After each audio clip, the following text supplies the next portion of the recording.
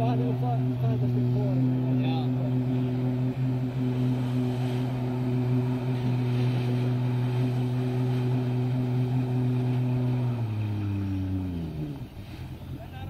Ja kypärä lataa ilman. Joo, katsotaan kuinka menee. Kyllä varmaan ilman kypärää ei varmaan, ei varmaan. Ei, siis toi Kivi just sanoi, että ne on tsekannut tän rannan, tai ne tietää tän mestan tästä, ja se Kivi sanoi vaan, että toi on huono paikka toi toinen.